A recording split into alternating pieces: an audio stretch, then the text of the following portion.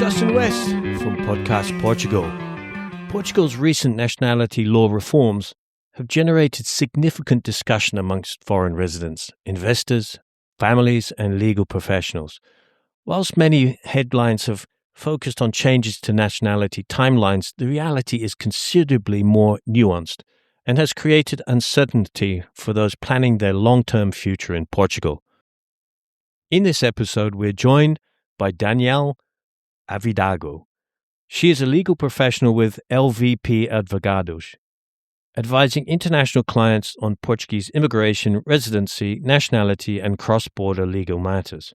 Through her work with foreign residents, investors, entrepreneurs, and families relocating to Portugal, Daniela has helped clients navigate complex legal frameworks and help them to make informed long-term decisions regarding their residency and nationality objectives. To begin, can you provide an overview of the recent changes to Portugal's nationality law and explain why have they generated so much discussion? Of course, Justin. So the main challenge, the main change that affects most our clients and most our listeners is the change, the minimum time for you to apply for citizenship, the minimum residency time to apply for citizenship. It changed from 5 to 7 years if you are a CPLP or a member of the European Union, if you're a citizen of the European Union, or it changed to 10 years for any other nationality. And the other change that affects most our clients and most people who are listening to us is the time that residency starts counting for citizenship purposes. So before this change, before 19 May, started counting from the first government fee that you paid to have your residency. If you are a golden visa, it was the first government fee you paid when you did the online registration, also for expression of interest. Applicants, if you are a D visa applicant, it was on your appointment day. But now from 19 May on, it starts counting from the issuance of your first card. There was also addition of requirements to prove connections to Portugal, aside from the A2 knowledge of Portuguese that was already required. Now you have to prove that you know the culture, the national symbols, know that you comply with human rights and fundamental rights. And then we had naturally other changes. It was a major reform on nationality law. They also extinguished completely the possibility of applying for citizenship through Sephardic descendancy. Now, if a child is born in Portugal, it's also a little more difficult to apply for citizenship because the parents have to have lived in Portugal for 5 years legally, which is a big difference from applying when the parents have been in Portugal for 1 year. So it became harder. And there's also a good side on these changes that now you can apply for citizenship if you have a great grandparent that is a Portuguese of origin. This wasn't a possibility. The further you could go on your family tree was the grandparent. But now if you have lived in Portugal for 5 years, if you are living in Portugal and you complete 5 years and you have a great grandparent that is a Portuguese citizen, you can also apply. So those are the major changes, I would say. Wow. Okay, that's great information, and that's very well explained. Can we bullet point those key changes? Just because for me, the way I work is I like to listen, and then I sort of have a plenary of those points, like a short, quick bullet points in my head. Sort of. So, what was the first major change you mentioned there? The time. Minimum residency time to apply for citizenship changed from 5 to 10 for main applicants, for the most applicants, or to 7 years for CPLP citizens, so Brazilians, people from Cabo Verde, Timor-Leste, or EU citizens, so Switzerland, France, Spanish. Yeah, the usual. Okay, and then the next key point that I understood was the actual sort of when that time starts, where the key point on when those on when that time starts. Exactly, exactly. It was from the first government fee that you pay to have your residency, and now it is from the issuance of your residence permit. Okay, excellent. And what was the third point? It was additional requirements to prove connections to Portugal. Three differences are the main ones because they affect those residents who are living in Portugal naturally and they want to apply for citizenship through this route. The other changes doesn't really affect residents. The one I would say that affect residents is the possibility of them applying through great grandparents Okay. if they have lived in Portugal for 5 years. Which for some clients is good. Some clients from the US, they have this family tree and they have this history, this Portuguese history behind them. Mm-hmm. And some of them have great grandparents who are Portuguese. So there's also short time for them to apply for citizenship. Mm. And if you have a child in Portugal, the only way that this child can have citizenship is if one of the parents were legally living in Portugal for the past 5 years. Okay, excellent. That's nice and clear. And say if I had a great grandfather who was Portuguese, what type of evidence would I need to submit about that? Is it a birth certificate of being born or some sort of I don't know what sort of certification they had in those days for. Yeah, that is the main challenge that we're facing right now because we don't have the decree law that regulates the citizenship law. So, the decree law that explains what is necessary for you to apply for citizenship from now on, it has not been revised yet. So, we don't know exactly what are the documents that would be necessary for you to apply for citizenship through great grandparents. But I would safely say that you have to prove your family tree from you until your great grandparents. So everyone's birth certificate until you get to the great grandparent would be a safe guess. Yeah, so basically, you would recommend try to get as much information that you can put your hands on, and possibly would it be appropriate for somebody, for example, to have like a written document and then sort of signed by somebody, or is that No, I wouldn't say. The IRN is very strict. Mm. The IRN is the Institute of Registry Notary. It's the public Portuguese body that approves citizenship applications.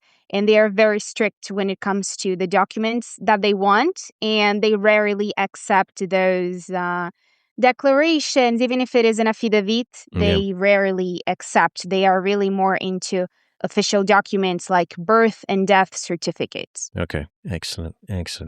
And what are the primary objectives do you think are behind these legislative? My speech at the moment today, this morning, not enough coffee. What are the primary objectives really behind the legislative reforms, and what challenges was the government seeking to address? Do you think? Well, I would say that the main one was the public dissatisfaction. The Portuguese people had a big dissatisfaction towards who got to be a Portuguese citizen because in the past 10, 15 years, we had an increase of Portuguese citizens, a big increase of Portuguese citizens. And people weren't really glad about it. They weren't really happy about it. And that's why they also added those new requirements to prove connections and authentic integration to the community, because that was something Portuguese people were really upset and complaining about, that we had citizens who never even stepped foot in Portugal, who don't know a thing about Portugal. And I would say that this change was also meant to reduce the number of applications because in the past 5 years, the IRN received a monumental number of applications that they cannot analyze in a lawful time. The IRN does not fulfill the minimum time to analyze those applications. Maybe it's been 10 years that they can't meet the law requirements. Mhm. So I think that those changes were also meant to reduce the number of applications. And also for security measures. This also is connected to what I mentioned about public dissatisfaction, that people did not like having that many people being Portuguese citizens. This security measure was more about reducing the number of citizens so we could have this sense of control that people felt they lost. Yeah. It's normal. We have other EU countries also going through this closed doors, a little more closed doors regime. Portugal is not there. They are not this closed door regime in this extreme way. It's more like tighten the door, like Yeah. just cutting one way in and making it a little bit harder to be a citizen. Well, it's fully understandable because Portugal has such a great reputation for safety. Yeah, The exactly. crime statistics speak for themselves, especially compared and relative to world statistics. And also Exactly. I agree. Some of the very reason, well, a lot of the reason that for sure me anyway, I moved to Portugal is because I appreciate the Portuguese culture. And I think if you dilute that culture too quickly, people are sort of left, not only locals, but people who are moving here is like, okay, I thought I was moving to Portugal, but this is, there's benefits to being multinational, and I think that is very important. But I think change needs to happen nice and slowly, and I think just so everybody's more comfortable with it. Immigration is a fantastic thing, but Exactly. it can also be a nightmare. And it can also be, security issues, public issues. And I think also we do face a lot, social media and the news and media tend to pick up on the most extreme stories, just to sort of sell more stories, basically. And they generate a little bit of fear around the immigration question. It's particularly the rest of Europe is facing the same thing. But I think Exactly. it, I think it's good to revise laws. It's good to reduce the paperwork for like you were saying, the IRN to be able to make sure that they can be a bit more efficient and expedite decisions a bit quicker. It all looks good. So, one of the biggest talking points has been the residency timeline.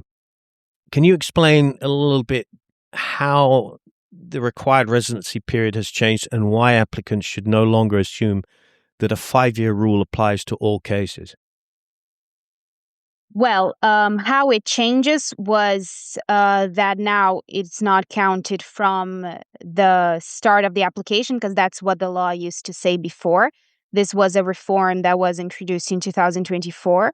So this change, now that the residency time now starts counting from the issuance of the card, was like a 360-degree twist in what was such a recent change in nationality law, a change that that kind of showed the government recognized that AIMA, as the agency that was responsible for making people legal in the country, have their immigration status regular, failed to do that in a timely manner, and for people not to be in a for them to not feel that they wasted their time here, especially golden visa applicants who most apply for the golden visa for the citizenship path. They created this. Part in the law where you can consider that you are a legal resident from the moment you started the application, and IMA openly interpreted that as when you paid the first government fee. But now it is completely changed. They revoked this line on the article that mentioned when residency's time starts counting. And this only leaves one interpretation. That is, the time now starts counting from the issuance of the card.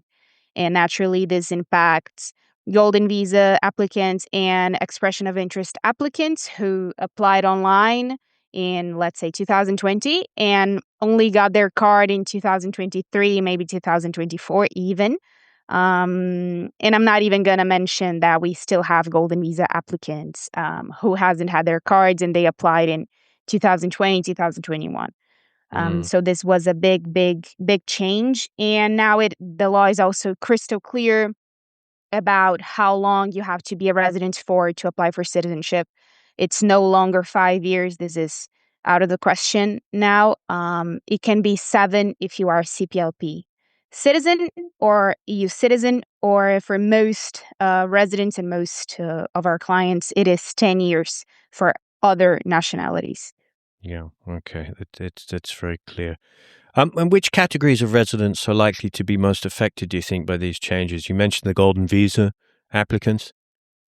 Yes, the golden visa and the expression of interest applicants, because what is most particular about these applicants is that their application, the start of their residency path starts online.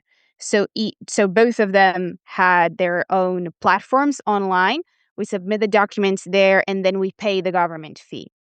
And according to the previous law, the one that was introduced in 2024, the change that was introduced in 2024, that's when the clock starts ticking for citizenship application, for them to be eligible to apply for citizenship. Mm-hmm. It was when they first paid online.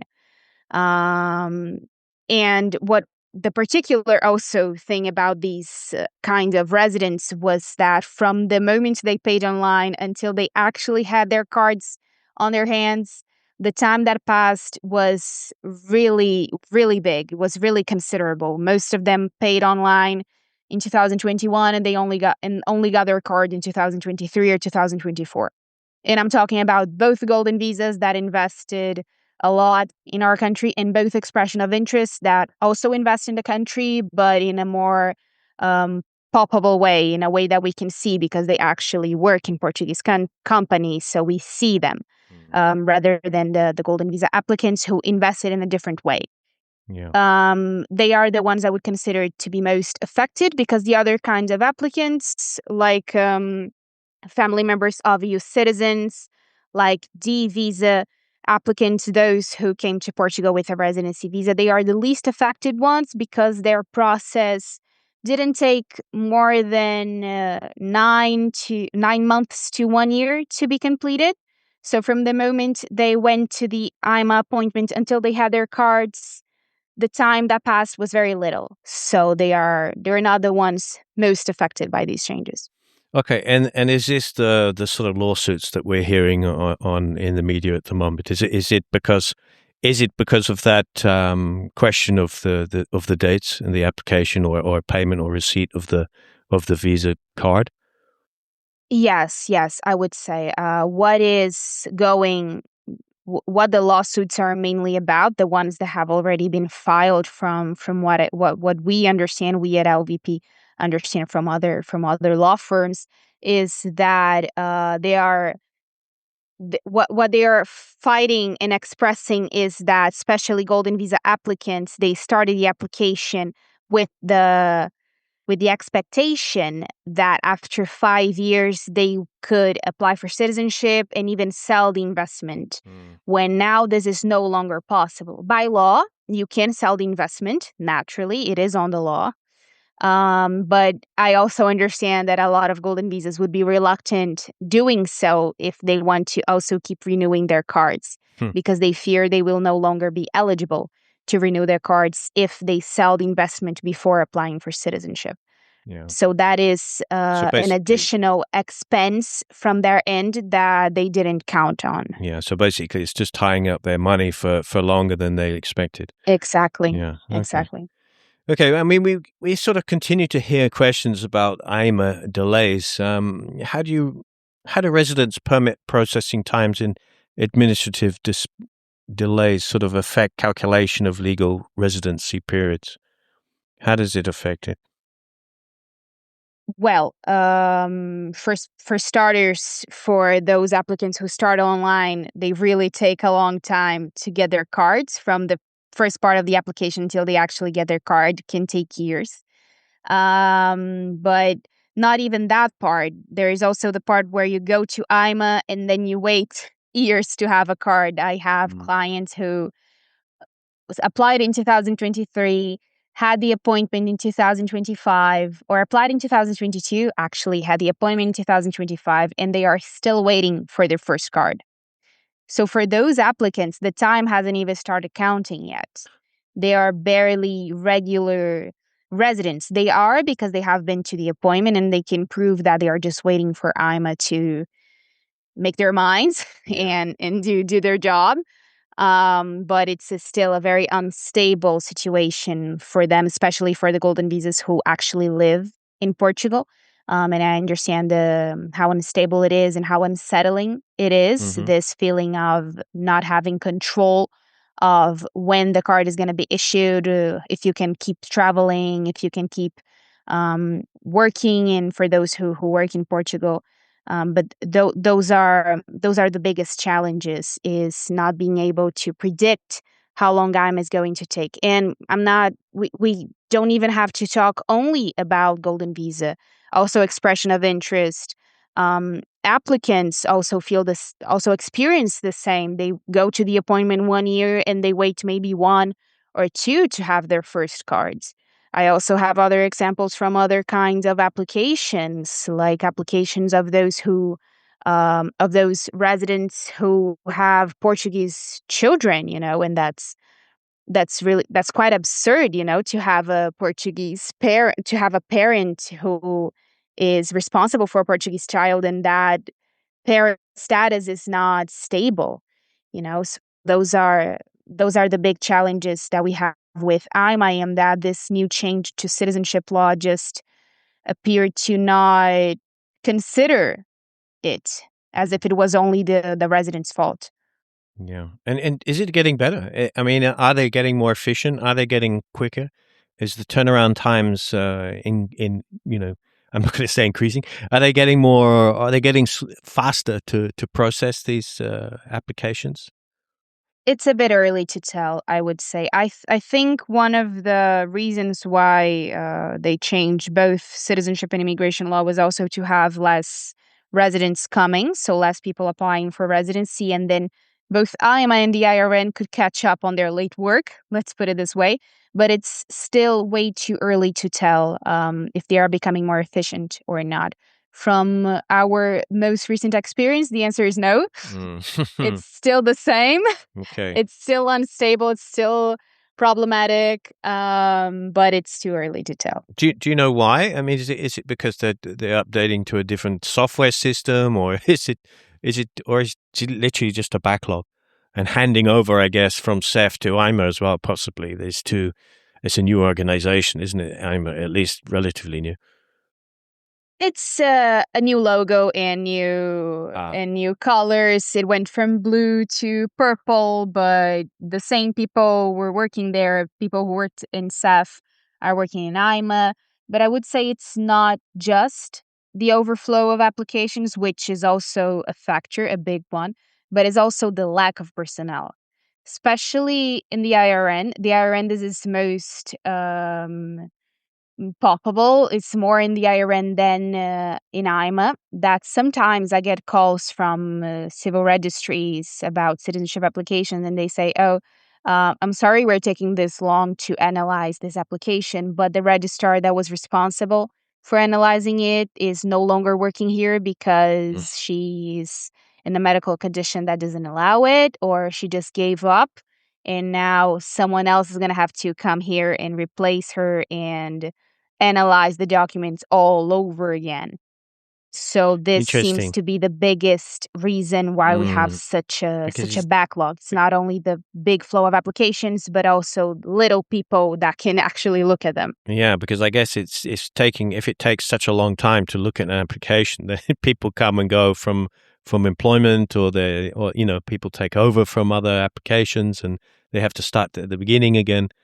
Yeah, I mean, for me, I scratch my head and I don't really understand it. You have a demand, which is people wanting to live in Portugal, which is a fantastic demand. Yeah. And you have a system that processes these applications.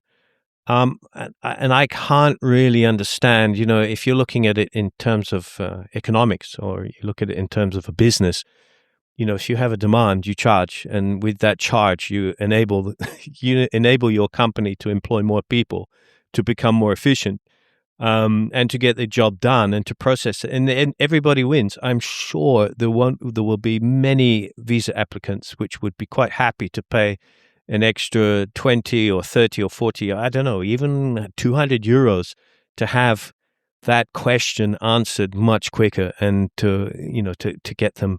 So for me, it's just bizarre. I don't understand it. I know, I fully understand, but the government hasn't opened public offices, so public positions to work in IRN and AIMA, especially IRN. This is the most bizarre case that we have. That I have had an employee of the IRN tell me that they haven't opened public vacancies to work in IRN in 25 years. So that's longer than a lot of people are alive for, Yeah.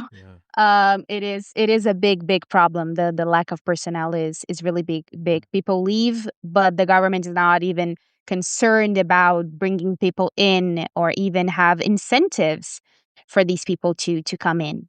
Yeah, it should be a great job. It should be a great job. It should be highly It should paid, be, yeah. paid very Public jobs are well. supposed to be, Attract yeah, people to great, come but back, attract people to come back from who've immigrated, left Portugal, locals who have gone to find decent employment somewhere else and have taken all those skills out of Portugal. You've got a really good degree or a master's degree, and then they go and pay taxes in another country. We want them back here. We want them working for AIMA.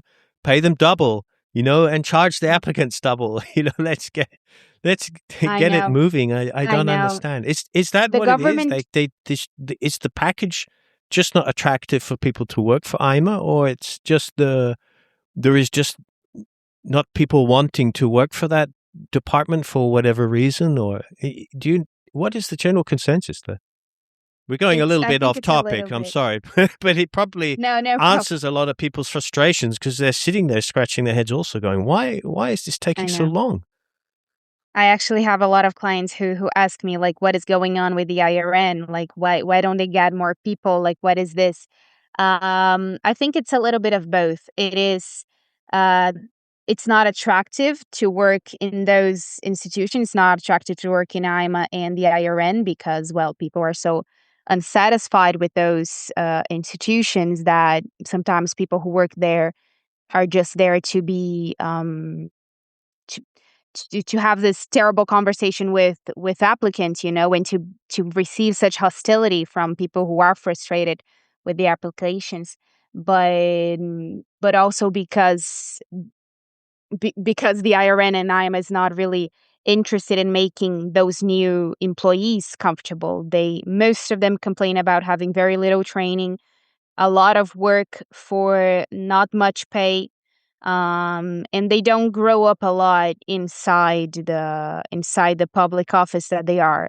When you become a public employee, for you to grow up and have a bigger salary, it's a little challenging.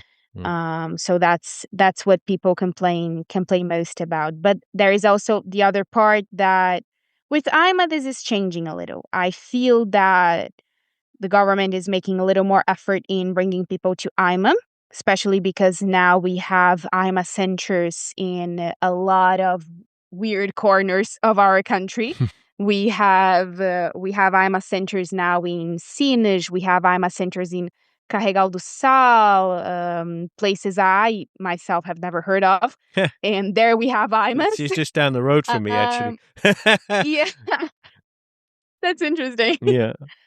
But it's not common for you to have an AIMA there, for you to have back when it was SAF, you had in very little locations spread around the country. So I feel that the government is making this big effort of bringing more people to these regions so it can be more populated in one way. Yeah. And to have more people working and analyzing applications. But with the IRN, it does really seem that it's not the government's priority at the moment to have more people there or even to hold people there in any kind of incentive.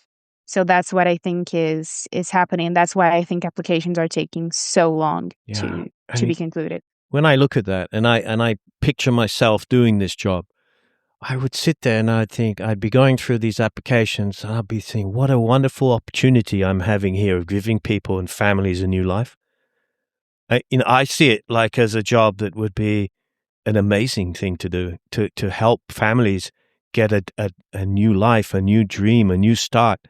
I find it incredible that people don't want to work there. I find it incredible that somebody working within the system as well doesn't sort of feel like, wow, this is such a great job, and I want to do a good job because I'm getting motivated, not by perhaps the money, not by perhaps that I can't, but just taking the bull by the horns, and sort of working from within the organization to make improvements. I don't know, maybe it's Now just the way I think. we have very little people who think that, very little. If everyone in AIMA and IRN thought the way you're thinking, we would have a completely different Portugal. But sadly, not even lawyers in the field sometimes think that way, I think. Yeah, yeah. I can understand the frustration. I can understand it.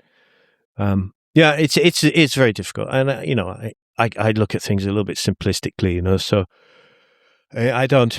I am always a little bit shy of, I'm a little bit sort of libertarian in my political views and my outlook, and I think that anything that has too much government involvement is always going to face inefficiencies just from the very nature of it, because they're so large. It's such a big organization that needs to move so slowly and carefully.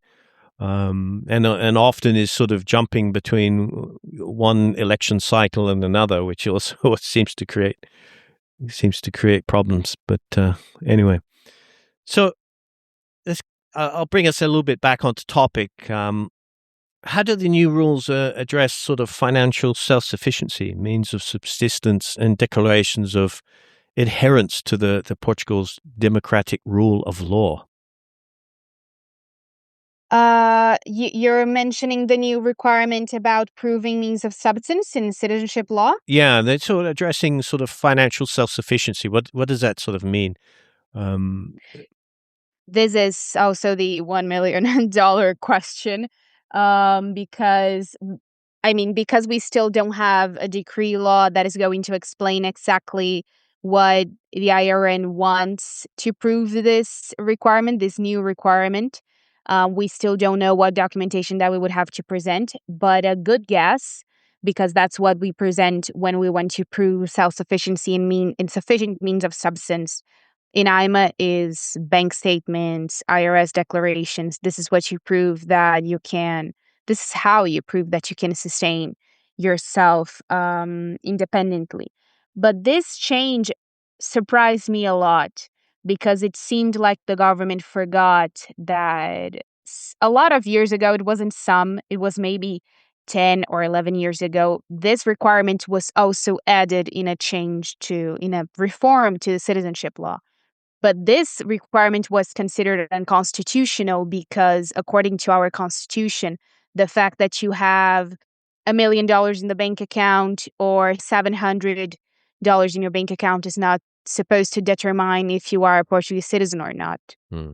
So, how much you can sustain yourself with is not supposed to be a determination of personality, because this is what citizenship is determination of who you are, right?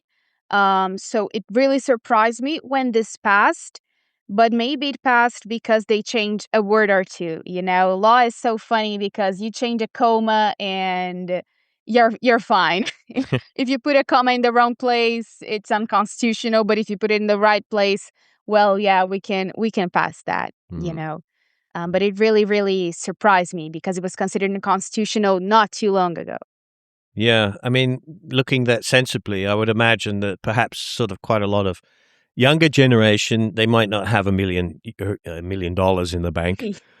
So that's kind of understandable that they probably would have 700 euros or something in the bank, but they're full of energy, and they're full of employability, and they're full of things to bring to the community. But then I can imagine, like, if you have somebody applying for residency or citizenship who has $70 in their bank account, and they're sort of a retirement age, and they can't really pay for the medical bills or whatever, then that could also be an issue. I would imagine it's an issue to to other people that have paid taxes in Portugal all their lives, and now they're at a state where they're on a pension and they need, they need to rely on the National Health Service, and then suddenly the National Health Service is I full. do understand this perspective, and maybe that's why they added this. But at the same time, people who are born in Portugal, live their whole lives here, they also can be in the same situation, have 70 euros in your bank account and have to rely on public health for their entire life. For people who smoke a lot or eat a lot, Yeah, that's another they're going to be question. the burden. That's Yeah, they're going another to be a thing that burden drives for me the crazy. state. Um, Anyway, and I think the other but they would changes have paid taxes, though. also. That's the question. Those people would have actually paid taxes. They would have contributed their lifetimes Yeah, as residents or yeah. citizens of Portugal. Um, Yeah, but if the problem is paying taxes, the only residents who wouldn't would kind of be the golden visas. mm, And they definitely have more than 70 euros on their bank of account. course, of I'm course. sure of it. Yeah. But even D7 applicants, they have to prove that they have D7, meaning retirement applicants. So applicants who are retired in their country of origin or have passive incomes like rentals in their countries of origin. They have to also prove that they have the minimum Portuguese salary in their bank account at least. Yeah, which is about So 900 and something or other, isn't it? 900 something. 920, Yeah. exactly, Yeah. exactly. So this problem wouldn't come to surface. It doesn't come to surface in residency application, so it shouldn't on a citizenship application. But that's what we have at the moment. Yeah. Okay. Given the increased complexity of the framework, how important has individual legal assessment become when determining eligibility from your understanding?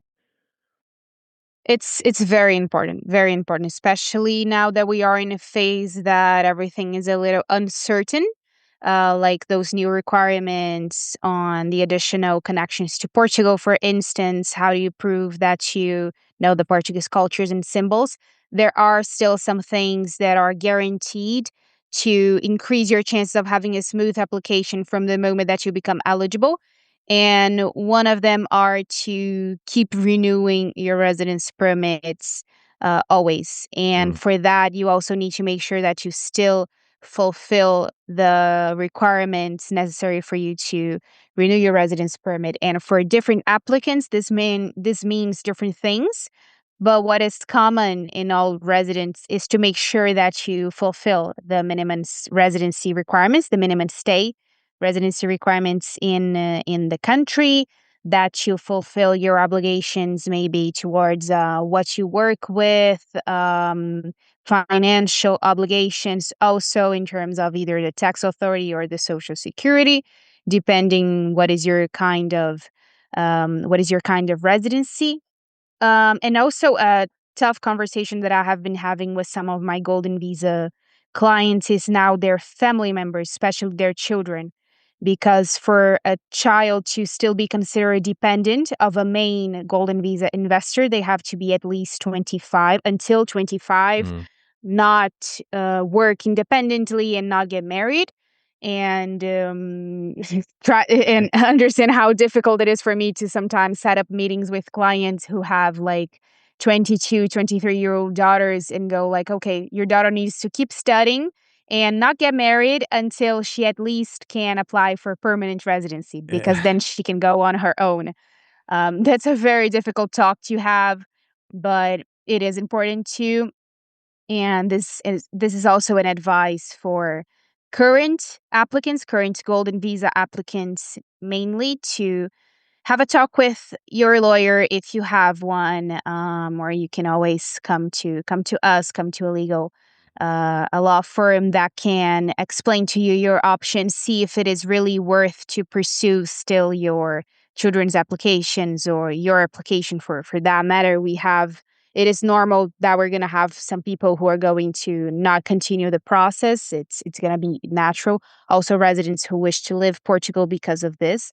But it is important to have a legal and informative conversation about this, and also for new applicants, new golden visa applicants, to try to plan ahead and understand that the process is not going to take 5 years anymore. It's going to take even more than 10 years if AIMA continues this space that they have on analyzing applications. And naturally, the main advice that we can give would be to pay close attention to the news and also try to make an assessment on what are just news that make noise and news that actually have a content. It's very difficult to make that difference, but it's also something that we are here for to make. You So I do would sort say of like those a are. blog and a newsletter. I saw that you do quite an informative blog on your website. Yes, yes. We try to publish and try to summarize and reduce the noise between what is just what is just misinterpretation of what is happening and what is actually happening. And we try to keep our clients informed all the time. Yeah, so that would be quite a nice step, is to basically sign up for your newsletter, and you'll Yeah. keep up to date information quite regularly. So let's recap a little bit. What if if I'm living wherever outside of the EU, or even indeed in the EU, or if I'm living in I don't know, one of the previous Portuguese colonies, and what would be my number one step? What would be my practical steps that I should be, doing from today? What can I do from today? Meaning being the goal, applying for Portuguese Yeah, citizenship. the goal of Portuguese nationality. Keep renewing your card. Yeah. So if you come to Portugal, you need to make sure that you apply according to the current possibilities of applying. The best way is to naturally have first a residency visa and then a residence permit, find accommodation, have a NIF in Portugal, open a Portuguese bank account. All those, a lot of bureaucratic steps, but that they are fundamental for you to have a first application that is successful. Then once you go through this major reform in your life, in your family's life, naturally, it is important for you to keep timely renewing your card. I know that a lot of applicants sadly had to have and still have cards that are expired because renewal process in AIMA have also been through a weird internal reform. And since 2024, we have experienced rough years when it comes to residency and uncertainty on that. But now it seems things are more clear now. The process is fully online for most applicants. So please make sure that you renew on a timely manner, that you have all the documents. I know they have a list of documents on the portal, but they are not crystal clear for some applicants. So it is also important to have some legal backup on this and legal expertise on this. Make sure that you fulfill your tax obligations and, if applicable, your social security obligations. Take your Portuguese test. Okay, that's an important advice, I would say, especially if you're considering taking the SIPL test. It is very unlikely that they are going to change which tests and which exams are considered accredited for you to apply for citizenship. It's very unlikely that they're going to change that, especially SIPL, because here in Portugal it's taking at the Faculty of Humanities, public Faculty of Humanities, so it's very trustworthy. So I would say for you to use this time that you have to apply for citizenship to study Portuguese. In the meantime, try to study also some fun facts, because Portugal has fun facts about our history, about our culture. The food, I think everyone knows. I think no one has to study our food fun facts because everybody knows. Actually, saying that, they should follow the podcast, because we're always talking. We always have guests on here, from everything from people talking about what cakes and traditional cakes they make, Portuguese cakes, to restaurateurs, to farmers, to historians. We have all types of guests on here. So we could perhaps be quite an interesting resource for cultural. So it's true. I think we should have the podcast Portugal in the regiment, in the decree law that will concrete Portuguese nationality law. Yeah, I don't want anything to do with decree laws. No, it's too much for me. But there is one question I have is if you where do you make your application for a visa? Do you have to do it in your country of residence, or can you come to Portugal on a tourist visa 90 days and make an application here? Or what is, looking at that first step again? I think probably the first step, safely to say, I've been told this before, is to get your NIF and to get Yeah. because making any type of applications, you need to have that first stage. Yeah, the NIF is the first step for you to do anything, to open a bank account, for golden visas to make the investment, for you to find accommodation. It is the first main step. But whether you apply for a residency visa or directly for a residence permit will depend on what kind of application you are eligible for. For most applicants and most of our clients, they need to apply first for a residency visa, and you do that by applying at the Portuguese consulate at your country of current residency Okay. or nationality. And then once the residency visa is issued, then you come to Portugal and then you can apply for a residence permit through this residency visa. In So can some I, sorry, cases, can I stop yeah, you there? yeah, of Can I course. just ask, is when you're saying residency permit, that is basically the citizenship. That's the citizenship card. No, no, no, no, Okay. no, See, no. I've been here for So nearly 15 years and I don't know the difference. I have a no, residency no. permit, or do I have a residency card? Yeah. I actually don't know. It's pretty much the same thing, the residence permit and the residence card. Legally, we can make a difference, but it's a little boring. I don't want to walk you Okay. through it. Okay. But at the end of the day, it's gonna be the same thing: a residence permit, the residence card. The difference between a residency visa and a residence permit is that the residency visa, after you go to the consulate, is like a sticker that they put on your Ah, passport. okay. Yeah, of course. That sticker is the residency visa, and in this sticker allows you to then apply for a residence permit, which is a card. It's a plastic card. Qatar residencia. Um, yes, Yeah. exactly. Cartão or título de residência as well. Okay. Then the legal difference is pretty much that cartão de residência is for EU citizens or family members, or título de residência is for any other applicant. But at the end of the day, is still a card.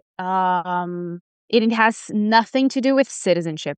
And I think that's why people got a little frustrated when the law changed, Mm, because they were like, oh, but the law changed while I was in the middle of the game. But you weren't playing the same game. The residency game and the citizenship game are different. mm. Although for you to have citizenship, you need to play well the residency game. They are different games and they have different rules, Okay. you know? Okay. So there is no citizenship card. The citizenship card would be the citizen's card that you have once your That citizenship everybody in application. Portugal has, basically, who are Yeah, citizens. every Portuguese citizen. Yeah. But you have to apply for citizenship. It's not an automatic Mhm. right that you get once you go to AIMA, for example. Yeah, because you can actually, in theory, I mean, I've been here 14, 15 years, and I just keep renewing my residency permit. So, um, I guess you can just keep doing that, right? Exactly, exactly. You can just keep renewing. I know that for, let's say, golden visa investors that pay a big government fee to renew their residence permit, it is a bit of an inconvenience to have this change. And some of them will feel obliged to apply for permanent residency, which for most applicants is a residence permit valid for 5 years, other than 3 or 2 years. And the government fee for a golden visa permanent residency is monumental. It's Mm, huge. And I feel like some applicants are going to feel obliged to apply, and this will constitute a new investment that they need to make that they weren't prepared for. okay. Yeah. Great. Okay. So, Daniela, that was super interesting and very informative. I learned many new things, actually. And I have been discussing these issues with a few different people outside of the podcast, just to try to understand better. What final advice do you think would you give to foreign residents who are concerned about how these changes may affect their long-term future in Portugal? Final advice. be aware of the news. So follow up constantly, or have someone to follow up, someone that you trust in the field with legal expertise. Keep renewing your cards. Okay, it's very important. If you want to give up on the application for any reason, it is important that you have also some legal consultation on it. Maybe someone that can walk you out of it, convince you with pastéis de nata or something to keep you in Portugal. But also, please note that this doesn't mean that citizenship is a closed route for you. This is not we don't want to hear speech from the government. It's not that. It's, as also Justin mentioned in the beginning of the session, that it's more to make everyone comfortable here. Yeah. To have this multinational country and this variety of culture that makes the country rich, but also makes everyone comfortable here enough to. It's nice to be live welcomed. Yeah, that's basic. it is to feel welcome and to have your cultures and particularities welcome. But this doesn't mean that the path to citizenship is closed. It's still possible. It's just going to take a little bit longer. You're just going to have to keep eating more pastéis de nata to get there. I've never eaten one, actually. But strangely enough, but I don't want to tell the Portuguese immigration authorities about that. I've never experienced a pastel de nata. You shouldn't. You really shouldn't. Nah, I'm making it a point now. I'll never. But I eat plenty of olives and sardinias and bacalhau. Oh, okay. Yeah. You're forgiven. Yeah, You're forgiven. exactly. Well, Daniela, it's been a pleasure to talk with you, and I thank you very much for your time. And I'm sure the audience will take a lot out of this and feel a little bit more comfortable and a little bit more welcome.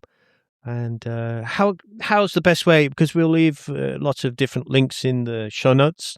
I have a bunch of links here that will direct potential clients, or in addition to following the newsletter. So, is there any other links that you would like me to leave, or should I just do those particular links with the website?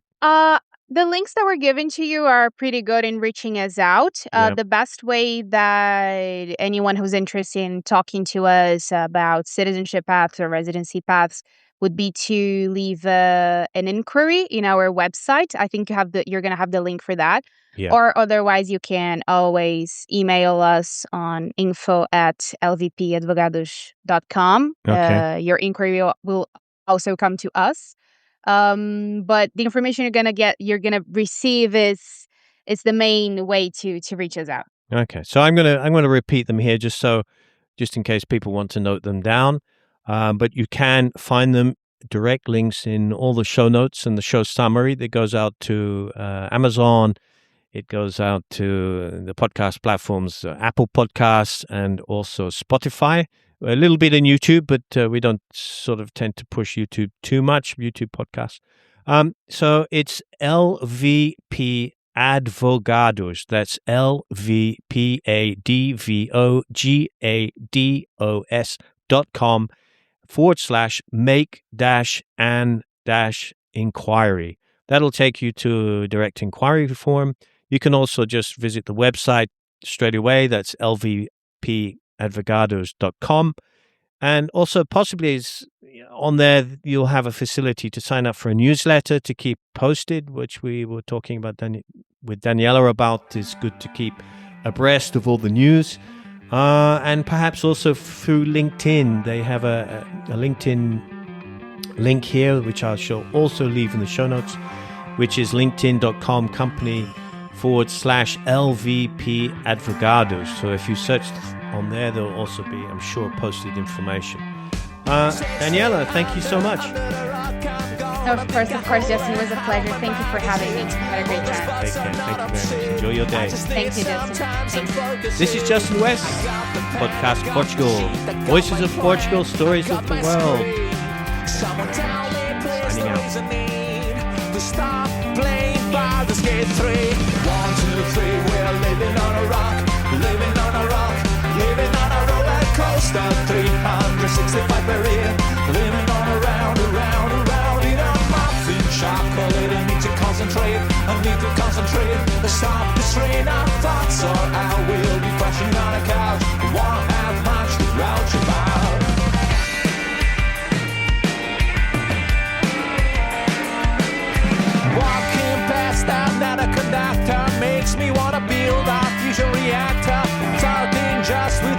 minutes wage, connecting poles and energy.